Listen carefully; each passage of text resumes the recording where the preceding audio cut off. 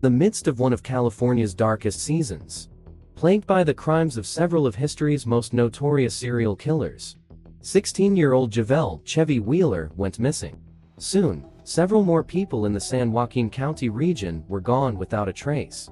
Wheeler's disappearance would not be solved for another decade, when San Joaquin County investigators linked two men, Loren Herzog and Wesley Shermantine, to the kidnapping and murder of at least 5 people. This earned them the moniker, the Speed Freak Killers. Welcome back to True Stories. Join our family in exploring some of the most twisted true crime cases. As always, don't forget to give the video a thumbs up and subscribe. Now, let's get into it. Loren Herzog and Wesley Shermantine Jr.B. were childhood friends, having grown up on the same street in the small farming town of Linden, California. Shermantine's father was a successful contractor who showered Wesley with material things throughout his young life. He was also an avid hunter and would often take both boys hunting and fishing until they were old enough to go on their own. The boys spent much of their childhood exploring the hills, rivers, rocks, and mine shafts of San Joaquin County. Herzog and Shermantine remained best friends through high school and into adulthood.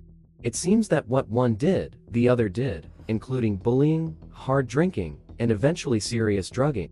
After high school, they shared an apartment for a while in nearby Stockton, and their involvement in drugs, especially methamphetamine, escalated. Together, their behavior spiraled downward, and a dark side emerged.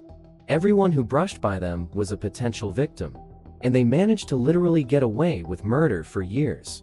Investigators now believe that Herzog and Shermantine began murdering people when they were around 18 or 19 years old. However, it is possible it started earlier. It was later determined that they were responsible for the cold-blooded murder of friends and strangers alike.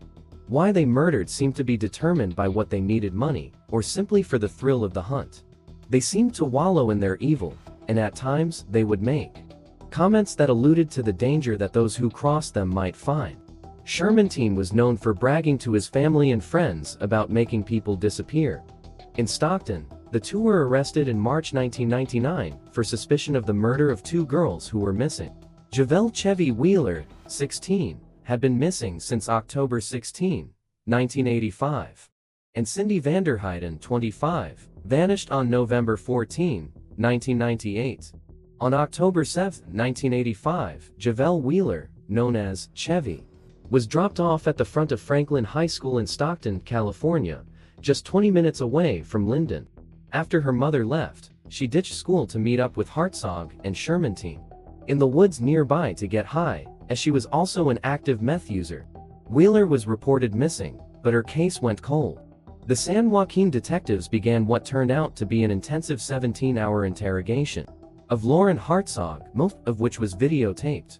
Herzog quickly turned on his best friend, describing Shermantine as a cold-blooded killer who would kill for no reason. He told detectives that Shermantine was responsible for at least 24 murders.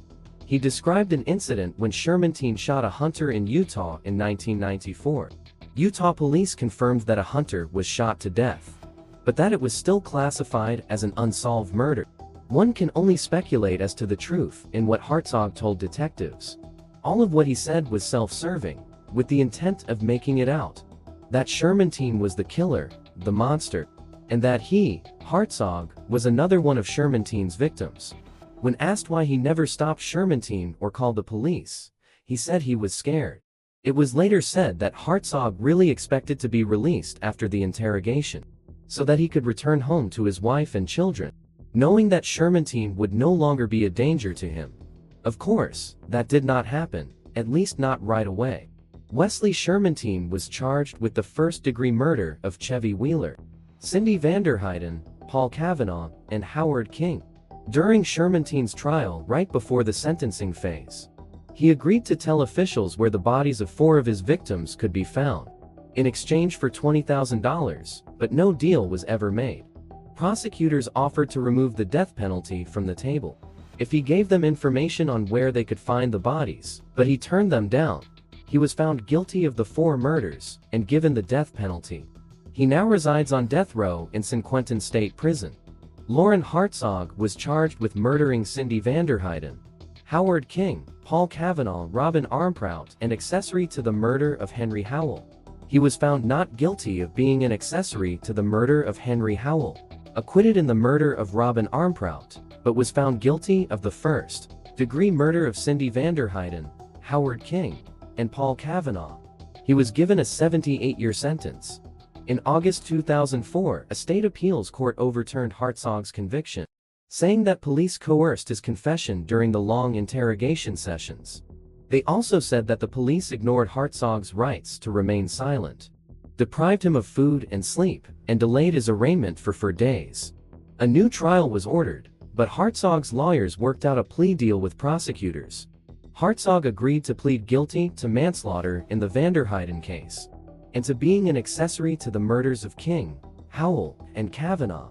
He also accepted a charge of giving Vanderheiden methamphetamine. In exchange, he received a 14-year sentence with credit for time served. Herzog was out on parole on September 18, 2010, as scheduled. Some say Shermantine needed money for candy bars.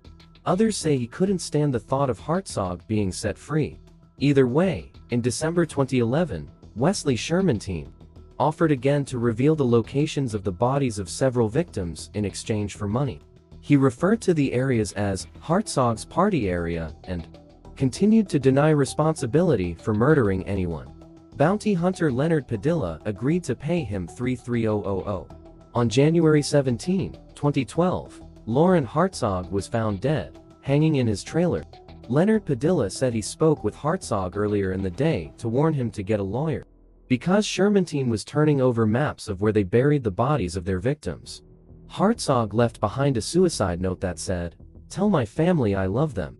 In February 2012, Shermantine provided maps to 5 burial sites, where he said some of Herzog's victims would be found, referring to an area near San Andreas as Herzog's Boneyard. Investigators found the remains of Cindy Vanderheiden and Javel Wheeler. Investigators also found almost 1,000 human bone fragments in an old abandoned well, as they excavated one of 5 burial sites marked on Shermantine's map. We've come to the end. Thank you for watching. Don't forget to give the video a thumbs up and subscribe. Till next time.